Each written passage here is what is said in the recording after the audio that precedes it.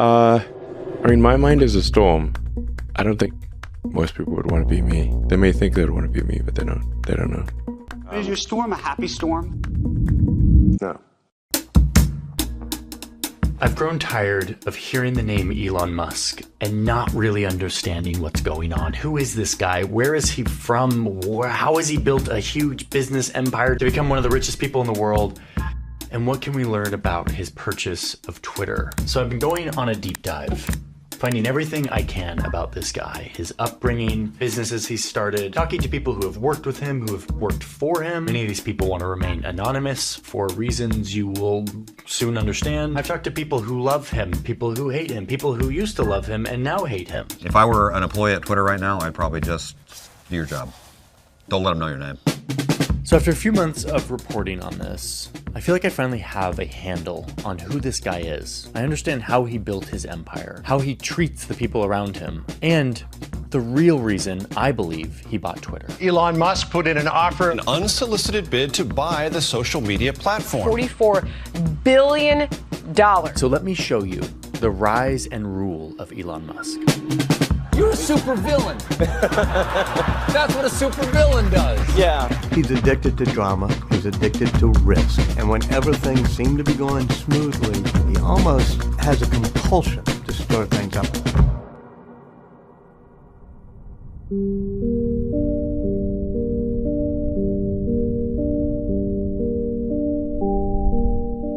Elon Musk was born in the summer of 1971 in South Africa. From a young age, he was bullied pretty relentlessly by kids at school for being scrawny and nerdy. I was, bullied quite a lot. I got punched in the face many times. Musk would later say that he's on the autism spectrum, though he was never diagnosed. It got really bad for young Elon. Like one time, when he got beaten up at school once and so bloodied he had to go to the hospital, the scars were actually worse when he came home, and his father made him stand in front of him and berated him for more than an hour, calling him stupid, saying it was his fault. Stories like this make me sick to my stomach, and you realize that the trauma and scars from this kind of abuse, both physical and emotional, they don't go away easily. Speaking of his dad, there's a lot of rumors that Elon came from a rich dad who owned emerald mines in South Africa, and that he was set up to be successful because of family wealth. This isn't factually accurate. Elon's dad did import emeralds, but there wasn't a lot of money in this family. He never owned a emerald mine. This is total bullshit.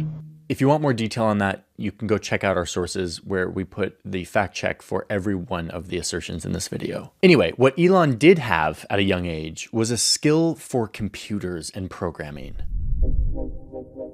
I taught myself how to program computers, mostly because I wanted to program games.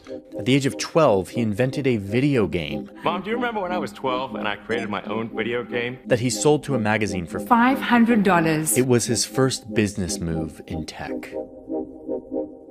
His first interest in space. Around 12 or 13, I had kind of an existential crisis, trying to figure out the meaning of life. From an early age, Musk found meaning in the idea of the potential of humanity, what humans can do as a collective, how we as a species have somehow been able to work together to explore the meaning of the universe. My motivation was that if we can expand the scope and scale of consciousness, maybe we can find out the meaning of life. I mean, you hear this and it kind of sounds overly grand, kind of delusional, overly idealistic. But honestly, this is what motivates Musk from a very young age. And he doesn't bend on what he wants and what he's willing to do to achieve it. So he leaves South Africa when he's 18 and moves to Canada, and eventually ends up in Pennsylvania, where he goes to college and gets a degree in economics and physics. At the age of 24, he moves out to California to pursue a PhD at Stanford, but he never starts the program. Instead, he starts his first business. Okay, so I'm not going to go into the details of every one of Elon's companies because there are a lot. If you want a deep dive, read this very thick book. This was a foundational part of our reporting, and it details the play-by-play on all of these companies. For now, let me give you a quick summary of the businesses this guy built to become one of the richest men on the planet. His first company was called Zip2. He started it in 1995 with his brother, who seems to have an affinity for cowboy hats.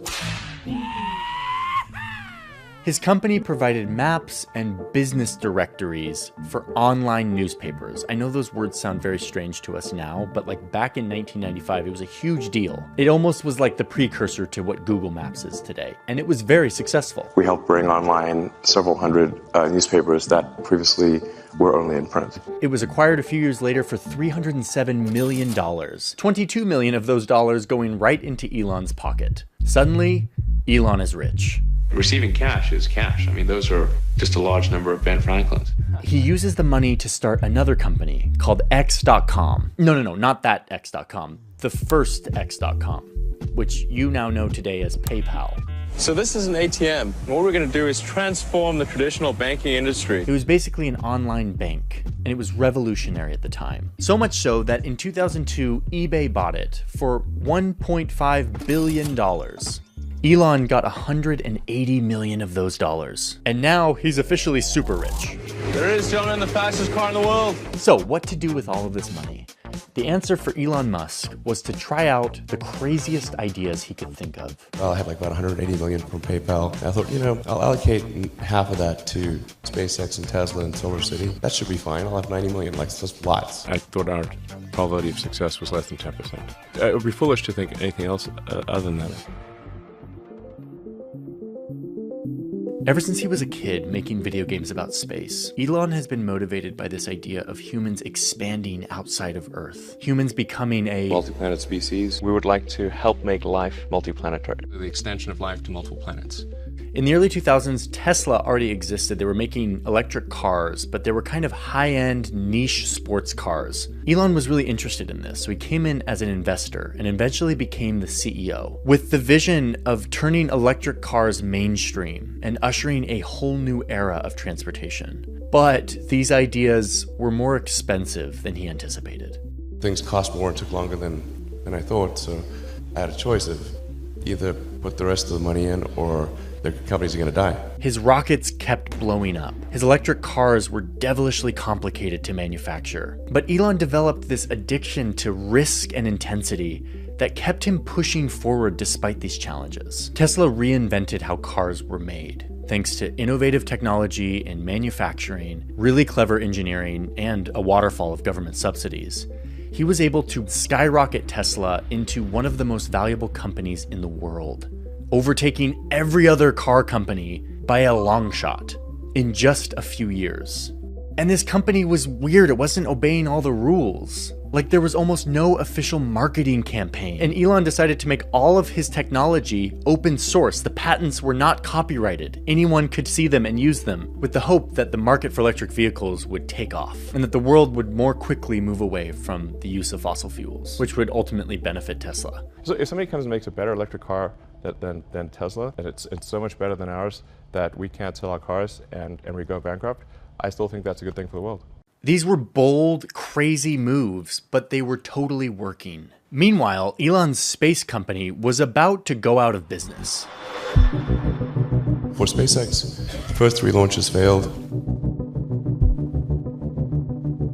Just barely able to scrape together enough parts and money to do the 4th launch.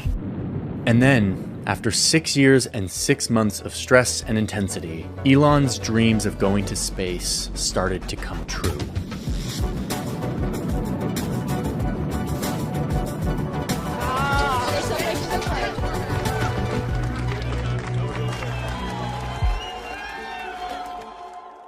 I'm going to explain a little bit more about how he did all of this, but the big deal about SpaceX is that they created a reusable rocket. Every other rocket is disposable. You can only use it once, and it's very expensive. But Elon proved that you could use a rocket and safely land it back down onto the surface of Earth, and then use it again. Soon, SpaceX would be carrying NASA astronauts and supplies to the International Space Station, launching military satellites into space for the Pentagon, launching dozens of satellites up into space for commercial use, and even launching the first ever private space flight for tourism. Space travel was officially reinvented. I think we're at the dawn of a new era, and it's a reason for people to be excited and inspired to be human. Okay, but what's crazy is that during all of this, Elon is also launching a bunch of other companies, like the Boring Company, which is trying to revolutionize traffic and transportation by building smarter tunnels.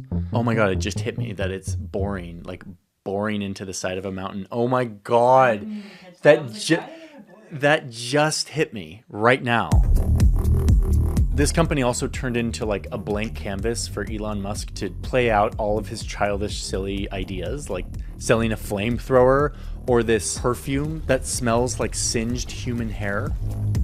And yes, Musk uses his businesses as kind of a way to troll humanity while also trying to save humanity. It's this behavior that a lot of people find refreshing and ends up getting a lot of attention and becoming a marketing tool for all of his companies. He starts building Neuralink, which is designing a way for humans to control computers with their brains, which is already having some initial successes.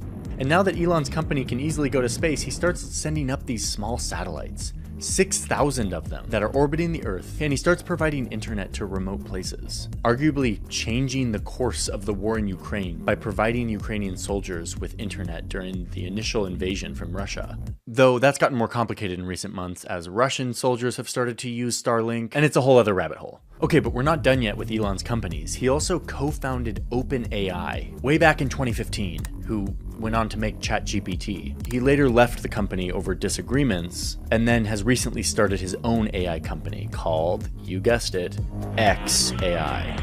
Yes, the guy loves the letter X. It's literally the name of several of his companies and one of his children.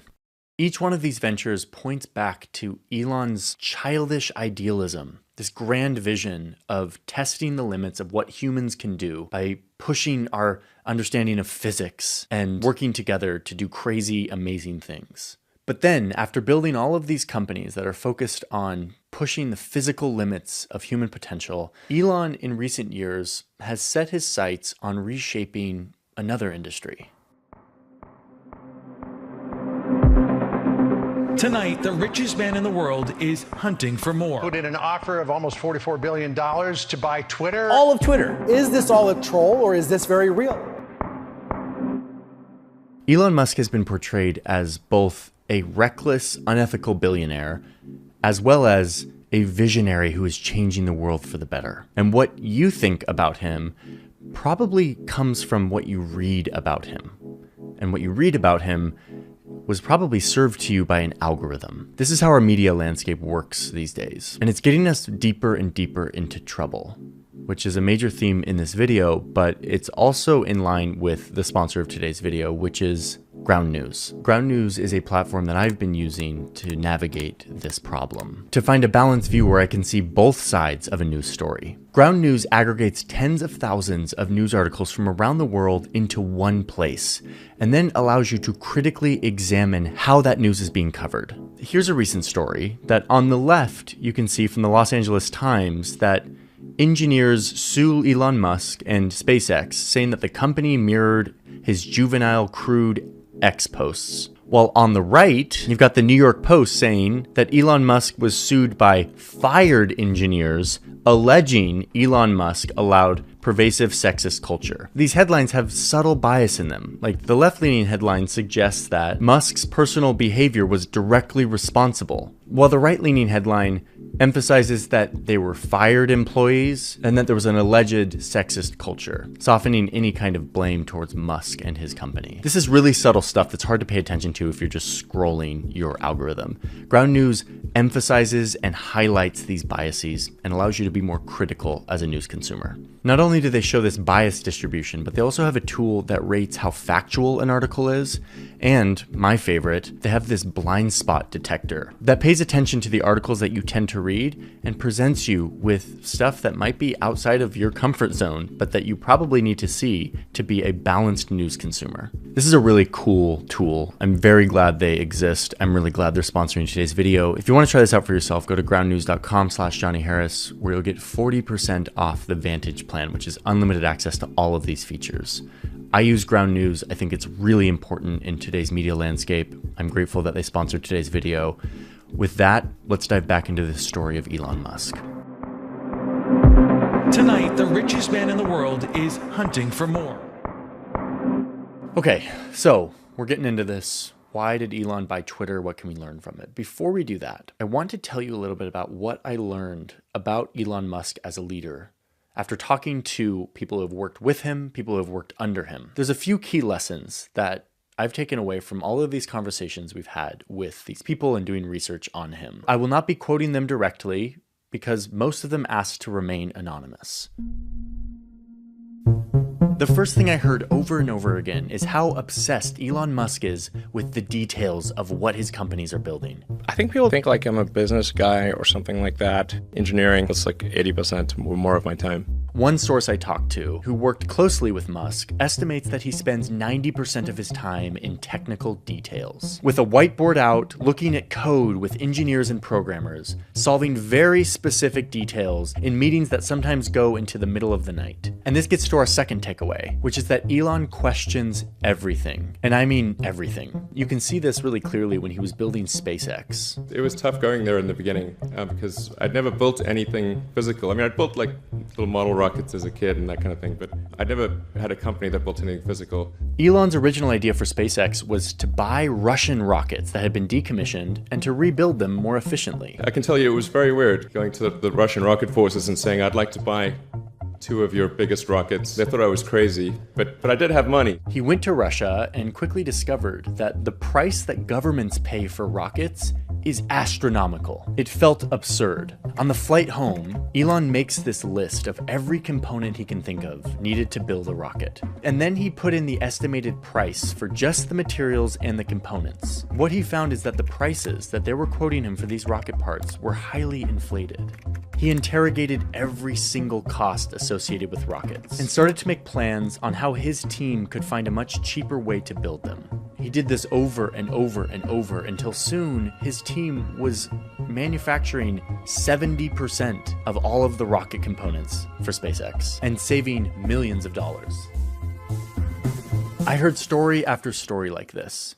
Elon showing up, talking to some low-level engineer, working on some very specific problem and interrogating it until he found the most efficient answer. Oh, and this wasn't about him being collaborative or inclusive of his employees. This is about him stress testing every single assumption, pushing every single thing to the limit so that he can find the most efficient way to build something. This also makes working for Elon incredibly stressful. He'll show up, he'll question everything, and then he'll tell people that a 6-month timeline needs to be condensed down into 90 days. Everyone's jaw drops, they say it's impossible, and he says it has to be possible, and then everyone makes it happen. Which gets me to number 4, the people around him. Musk's ruthless idealism and vision for the future has attracted a lot of really talented people who bring these dreams to life. These people have rallied around his mission to reinvent transportation or take humans to Mars. They're the ones who make it happen with unprecedented speed and efficiency. These 4 things are really his superpowers. They are the ingredients that have allowed him to reinvent entire industries. But this isn't the full picture. Everyone I talk to includes the fact that Elon can be a total asshole, and is a lot of the time. Hate me, like me, or indifferent. Do you want the best car or do you not want the best car? He is abrupt, he is blunt, and he puts basically no effort into making you like him. No, I am not the evil. I just misunderstood. One irony I kept hearing is that Musk cares so much about humanity, but he doesn't really care about humans. Okay, so I'm the father of an 11-year-old who is autistic, and I myself identify as being on some part of the spectrum. And so listening to hours of Musk, I see moments that to most people might look like him being mean-hearted and arrogant and extreme and even cruel, but to me feel more like him being unaware or perhaps unwilling to play by the rules of social norms. Okay, but, and because my son is probably watching this, I need to make one thing crystal clear. That there is a line here. Musk's behavior, especially recently, can quickly cross into malicious, temperamental, mean-hearted, and harmful behavior that goes well beyond anything that can be justified or explained by neurodivergence, into something that looks a lot more like aggressive bullying, coercion, unethical business practices. There's almost a demon mode of Elon Musk where he turns really dark. And that can be very problematic, especially when it came to acquiring Twitter. My point is that there's some empathy that is warranted here. It can be a blurry line, but Musk very clearly crosses that line. Something we'll talk about more in a little bit. But for now, let's get back to our list. These 5 things that are the big takeaways on how Musk operates and how he's built his empire. And let's look at where this got him by the early 2020s. His 4 big companies had grown rapidly to become worth billions. Tesla reaching $1 trillion valuation, one of the most valuable companies on Earth, revolutionizing the car industry. And by January 2021, these successes has skyrocketed Musk to become the world's richest man, according to Forbes Billionaire Tracker. But don't be fooled. For Musk, this actually isn't an ideal situation. Musk's biographer, Walter Isaacson, wrote this amazing book that details all of this private communication that really gives us an inside look into the psychology of Musk during this time. And he documents this conversation between Siobhan Zillis, the director of operations at one of his companies and the mother of a set of Elon's twins, and Elon in a text that read, "You don't have to be in a state of war all the time. Or is that where you find greater comfort, when you're in periods of war?" And he replies that it's a part of his default setting. Zillis then tells Isaacson that it was like he was winning the simulation, and now he felt at a loss at what to do. Extended periods of calm were unnerving for him. The guy is addicted to conflict and crisis and tension and drama. And being the world's richest man with all these successes was uncomfortable. He needed a new storm to throw himself into. And so he chose the storm of all storms.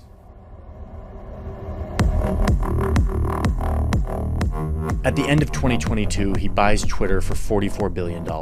In his offer letter, he tells us why he's doing it. He believes that Twitter has the potential to be the platform for free speech around the globe, and that free speech is a societal imperative for a functioning democracy. And right away, Musk applies his playbook to the company, sending out a midnight email telling the thousands of employees that there's going to be a new Twitter culture that is, quote, extremely hardcore, long hours, high intensity, and tells anyone who wants to stay to fill out this form or be fired. Thousands of Twitter employees are being laid off. Locked out of their work email accounts, Twitter has fired half of its 7,500 staff. We called it the Twitter Hunger Games. I thought a lot about how to talk about Musk's foray into Twitter, because it is in the news right now. It is shaping the way that we receive and talk about information. And there's a lot of hot takes out there. What I decided to do here is to try to give the most earnest understanding as to Musk's motives. Why did he do this? What does he want from it? And what is he doing to reshape Twitter around this vision? What was it ultimately that led you to make the decision to do it? Somewhat melodramatic, but I was worried about that it was having a corrosive effect on civilization. So first and foremost, free speech is like the thing he says over and over. Free speech? Free speech. Free speech. Free speech is the only way that humans are going to thrive. And because Musk's main mission is the advancement of human civilization, he must buy Twitter and make it the free speech platform. The platform where we have perhaps the most important conversations in the world. He says this over and over, like in this tweet where he says, "This is a battle for the future of civilization. If free speech is lost, even in America, tyranny is all that lies ahead." So that's number one on what he says his motives are. I think part of it is that it's where it was located, which is downtown San Francisco. The next pillar of Musk's reasoning has to do with the city of San Francisco. Is there a place that's more far left than San Francisco Berkeley? Twitter's headquarters is located right here in downtown San Francisco. And for Musk, that's a big problem.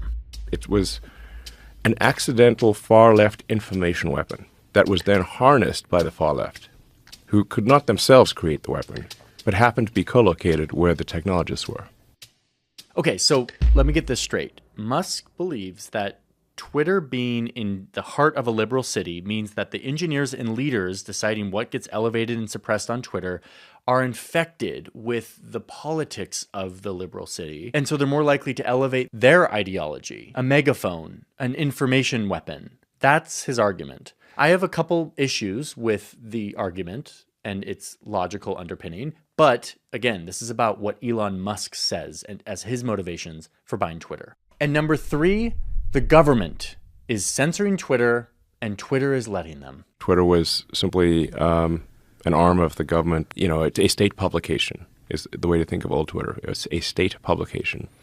All right, this is our list. We're going to get to each of these and try to understand them all. But Is anyone else wondering what happened here? It feels like the story went from quirky visionary engineer uses his brilliant, unorthodox, socially immature tactics and obsessions to accomplish unprecedented engineering feats, to said quirky engineer suddenly dedicates his brilliant mind away from physics and towards social media, because he believes that there's a deep state conspiracy between San Francisco technologists infected with liberal bias and their censoring government overlords, and he is going to fix it. What happened? I actually never got to the bottom of that, and I don't think anyone has. That's actually been a central question that was never answered for me during this reporting. We do know this pivot happened sometime in 2020. Why did Musk shift to obsessing over this? The answer to that probably lies somewhere in Elon Musk's brain, and it is not ethical or useful for me to try to opine on his mental health or what is going on in his brain. So let's stick to the facts. Here is the logical framework that Elon Musk used to buy Twitter. This is what he wants to do with it, is fix this. Let's see what happens next.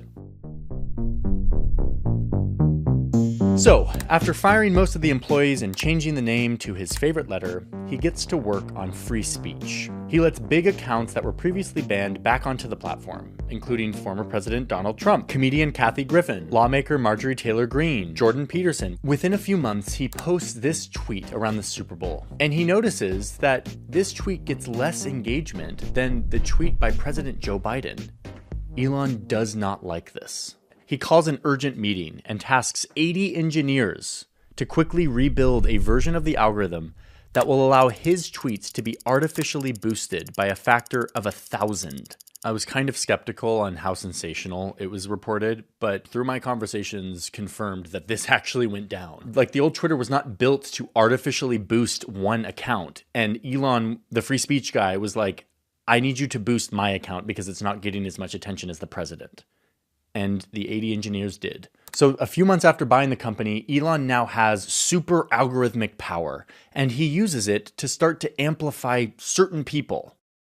So I know what you're thinking. Johnny, you just disagree with these people, and so you think that it's bad that Elon let them on, but really, free speech is about letting everyone talk. Yes, absolutely, that is true. And yet, Elon uses an artificially amplified voice to prop up a very specific type of voice on Twitter, to amplify ideas, extreme ideas, harmful ideas, not just to liberals in San Francisco, but ideas that we as humanity recognize are bad ideas. And now, someone with a massive megaphone has control on how big those ideas can get. Even Bill Maher, the Elon fanboy. There's a very few people who actually make change happen.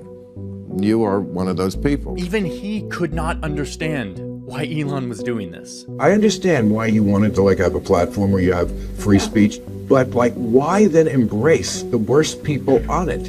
And then Elon isn't totally consistent about this. Like in the case of Alex Jones, who spreads horrendous conspiracies and misinformation to a lot of people. When asked why Elon didn't let him go back onto Twitter, he said no, saying that he had no mercy for anyone who would use the death of children for gain, politics, or fame. He did eventually reinstate Alex Jones after running a poll, but you start to see that he'll reinstate anyone unless he personally takes issue with their views or what they said. What's puzzling to me is that this isn't free speech absolutism. It's not say anything you want. Musk's new Twitter then starts banning and suppressing Substack links. Substack, the place where independent journalists write. Musk made the change where you can't comment or like on anything that has a Substack article, and you can't embed tweets in your Substack article. That doesn't feel like free speech to me. Musk then decides that the word cisgender is a slur on Twitter and threatens to ban people who use it too much. Is that free speech? He then starts banning journalists who criticize him, though he did reinstate a few of them after a vote. And then starts suing media watchdog organizations, like the Center for Countering Digital Hate, trying to silence them for criticizing the new Twitter. Musk, of course, lost, with the verdict coming out saying that this lawsuit was basically about trying to silence criticism and deter others from criticizing his company. He's someone who is willing to use his enormous wealth and power to silence people. Like, this is such clear anti-free speech behavior. When Twitter users organized a protest against making users pay for a blue check mark, he banned that account. And this is what's so mind-bending. Like, I swear he's trolling us here. He says that he's obsessed with free speech, but then immediately after taking it over Twitter, he demonstrates an extreme hypocrisy for that very point. And I secretly think he's doing that so that we are talking about it right now. I don't think it was ever about free speech. I also think that when he posts political propaganda ads, like this conspiracy video that says that Democrats are letting immigrants in to turn America into single-party rule and has almost 100 million views, I think he's doing that not because he agrees with this factless piece of propaganda, but because he loves to rile people up. Though maybe he does agree with it, I don't know. Either way, he has built a platform that gives him the biggest megaphone and suppresses people that criticize him. That is not free speech. Okay, but let's move on, because free speech was just one of his 3 major motives. What about this argument that Twitter is infected with liberal ideology because it is based in San Francisco? Luckily, we have data. This was a great study, very thorough. Algorithmic amplification of politics on Twitter. It's a study from before Elon took over. They conducted a long-running, massive-scale randomized experiment where they looked at a huge number of tweets from 7 countries. And they found that in 6 out of the 7 countries, including the United States, that, quote, the mainstream political right enjoys a higher algorithmic amplification than the mainstream political left. They saw this over and over. Oh, and also a really interesting side note here is that they found that Twitter actually doesn't amplify far left or far right political groups more than moderate ones, which is a myth that I believed until I read this study. But the whole point is that old Twitter did not have a liberal bias. If anything, it had a conservative bias. This study is very robust proof of that, despite Elon's theory that Twitter being in San Francisco infected it with a liberal bias. Go to the sources and read the study for yourself if you want to poke into it. If there's anything wrong with it that I'm missing, please tell me. But it seems like pretty damn solid proof to me. Okay, but what about the last critique? And this is a big one. Musk believed that Twitter was being censored by governments, and Twitter was letting them do this. And guess what? That is actually true.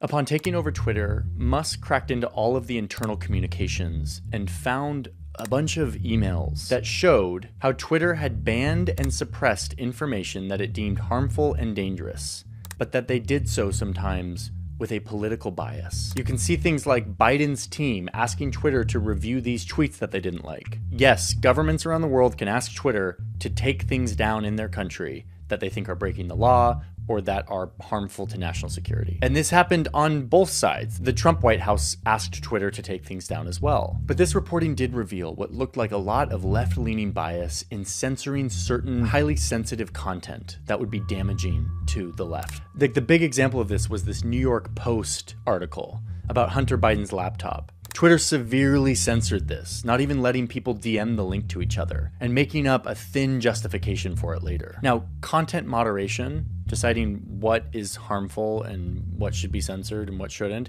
is a really difficult task. But for a lot of people, including myself, this crossed a line. This was not okay. Though I have to say that Hunter Biden New York Post article was the most sort of egregious one. A lot of the other stuff in the Twitter files was not nearly as black and white. Much more nuanced, much more complicated. The point is, there should be transparency here, and I agree with Musk on that. Okay, but this is once again where we find some strange paradox that doesn't make any sense, which is that since Musk took over, government censorship on Twitter has gone up. Twitter suspended multiple journalists from prominent outlets, including the Washington Post, the New York Times, and CNN. Tonight, a number of high-profile journalists have been silenced.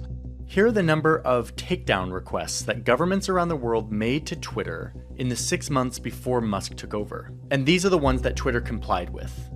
Twitter would fully comply with the government's censorship request about half of the time. The other half of the time, they'd say no. In the 6 months after Musk, the number of requests went up, probably because Musk got rid of a lot of the automatic moderation. But look, Musk's Twitter now says yes to government censorship over 80% of the time, way more than the old Twitter. Wait, what? And look, the kind of stuff that Musk is allowing to be censored on the platform is really sensitive stuff for free speech. Like, take Turkey, for example. There was a Turkish election last year. The president of Turkey, himself a massive user of state censorship, pressured Twitter to block the accounts of a few people he didn't like, a Kurdish businessman, an investigative journalist, both of them vocal critics of the president. Like, this is like clear, black and white political censorship in an election year. Like, make the guy who is criticizing me go away. And guess what? Musk's Twitter did it. They said yes. They banned the accounts and then said, we didn't have a choice. They were going to shut down all of Twitter, so we had to do it. And then they patted themselves on the back about how they were still trying to fight it. And they're doing so much for battling government censorship and transparency on the platform. But guess what? They did have a choice. This same kind of thing happened before Musk ever came in, and Twitter fought back. In a previous Turkish election, the government tried to do the same thing, censor posts about corruption within the Turkish government. They asked Twitter to take these down, and Twitter said no. They fired back that political speech is among the most important speech, especially when it concerns matters of possible corruption. So, Turkey shut down Twitter. It was down for a couple of weeks while they battled it out in court, and the Turkish government lost.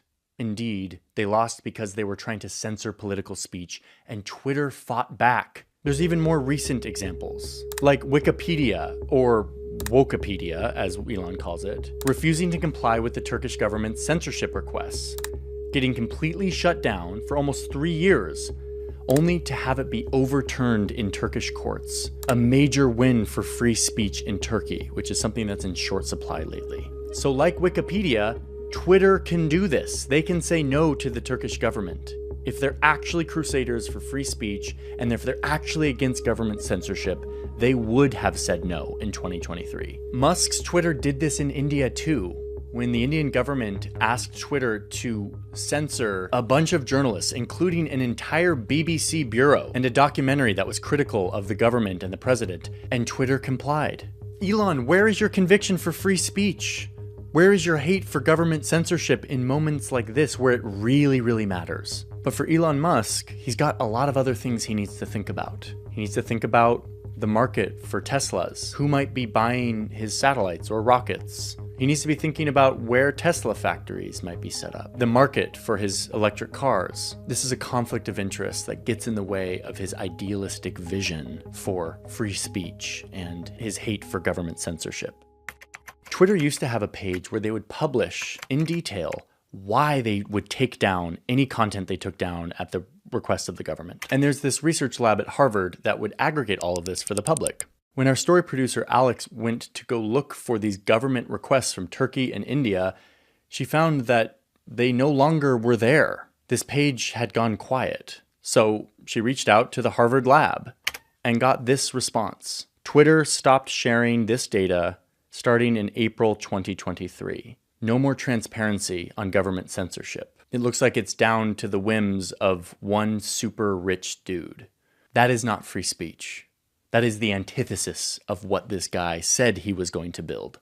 So no, I don't think Elon Musk is earnest about these three things that he said were his motive for buying Twitter. In fact, after looking into all of this, I'm having a hard time figuring out what Elon is earnest about at all, other than his belief that humans have the potential to do amazing things. I do believe that in all of this, that is the one thing that has stayed consistent. But how he's pursuing that goal and that vision in recent years is baffling, confusing, and, in my mind, quite harmful to our society. Twitter seems much more like a platform where he can bully the people he doesn't like. He can feed his addiction to crisis and controversy while also showing a childish hypocrisy in his principles and values. But unlike his other ventures, which you can tell when they're successful because they're physics. The rocket either goes up into space or it doesn't. The car drives or it doesn't. This new venture doesn't have a physical feedback loop that tells him if it's doing good or working. Instead, he's playing with the delicate, precarious nature of information in the internet age. Something that is already in crisis and now is being chipped away at by one rich dude who gets off on crisis. And what blows my mind most is that in the process of all of this, Musk is undermining his own dream his own vision. This is a sentiment I heard from the employees and colleagues of Elon Musk.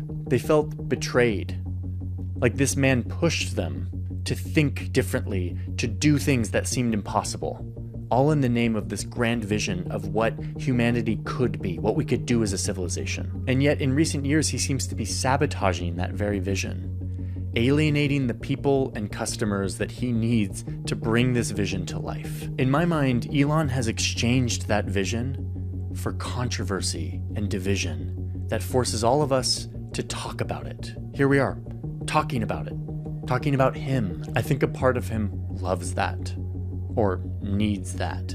And yet, after all of this, defenders of Elon will continue to argue that only someone like this could be the one to change the world. To anyone I've offended, I just want to say, I reinvented electric cars and I'm sending people to Mars in a rocket ship.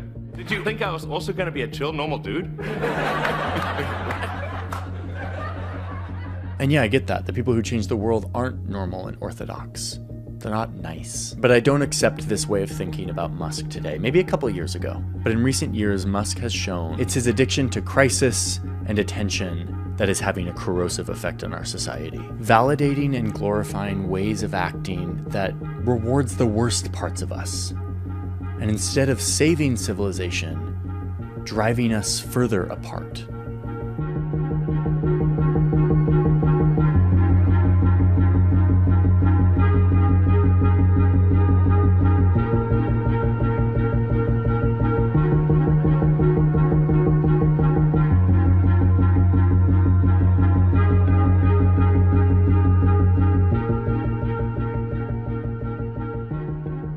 Hey everyone, thanks for watching this deep dive on Elon Musk. I want to tell you about our new channel called Search Party. It is a deep dive into geopolitics and sports. It is started by Sam Ellis, my old Vox colleague, who now has a wonderful channel that we collaborate on, and it is awesome. Go check it out. Thank you everyone over at the Newsroom, which is our Patreon, the people who support our deep dive reporting every month. Really appreciate your support. Patreon.com/Johnny Harris if you want to go check out the perks there. We also still have a few hundred copies of this poster that I designed a few months ago, maybe last year, and it is still around. A few hundred copies left if you want to go buy them, if they still exist at this point. They could be sold out. It is a poster of all the map projections, and it is called All Maps Are Wrong, and I'm very proud of it. You can have it on your wall like I have it on mine. All of our sources are in the description if you want to go poke into them. And thank you all for being here. I'll see you in the next one. Bye-bye.